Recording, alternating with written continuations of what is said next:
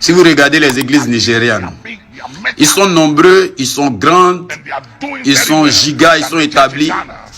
Ils vont très bien par rapport aux églises au Ghana. C'est parce qu'ils comprennent les principes que nous ne comprenons pas.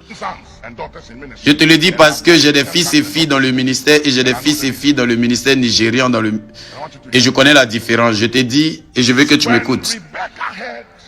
Quand Rebecca entendit Isaac parler à son fils premier-né d'aller chasser en utilisant son arc et sa flèche pour tuer un animal et préparer comme il aime. Et quand il mangera et que son âme sera satisfaite. Écoute-moi, vous ne toucherez jamais, n'obtiendrez jamais la bénédiction d'un père, à moins qu'il soit satisfait de vous. Tu vois, quand le vieil homme de ma vie, et Daoussa était en vie, j'allais dans sa chambre avec David Oyedepo et il disait toujours, il me dit, ton frère Oyedepo, il m'aide beaucoup. Le bishop Oyedepo, chaque année, quand nous allons à la convention, il apporte un chèque pour prendre soin des billets, des salaires, des tickets d'électricité, tout ce qui concerne l'université. Oyedepo amène un chèque à papa pour les paiements. Et j'entendais la prière que nous étions, quand nous étions dans la chambre de papa, à genoux près de son lit, moi et Oyedepo. J'entendais papa prier une prière comme ceci. Parce que tu emportes ma sueur, tu n'auras pas de sueur dans le ministère. Et il priait une telle prière sur Oyedepo. Alors que j'étais venu avec ma petite offrande du Ghana.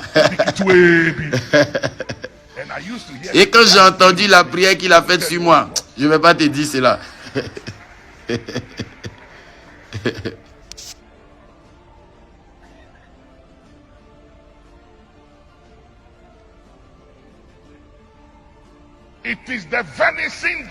C'est l'offrande même qui provoque l'huile afin qu'elle coule. Et les chrétiens ne connaissent pas cela.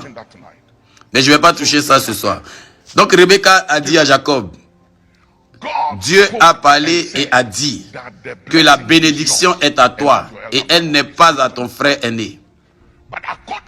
Et ça vient pour toi. Mais selon l'ordonnance divine et les règles d'engagement, même si Dieu a dit que c'est à toi, si tu n'écoutes pas mes instructions pour duper ton frère, s'il casse les barrières et qu'il accomplit toute justice, si ton père accepte son sacrifice en mangeant et le bénissant, c'est irrévocable et non négociable. Dieu ne peut rien faire pour ça.